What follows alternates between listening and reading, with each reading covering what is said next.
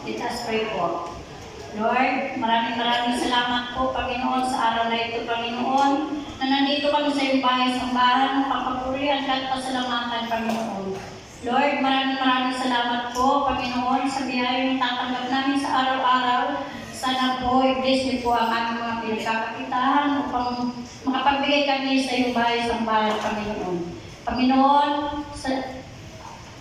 i-bless niyo po, Panginoon, ang mga taong magbibigay, Panginoon, upang magamit sa iyong bahay-sambahan, Panginoon. Maraming salamat po, God, Panginoon. In Jesus' name we pray. Amen.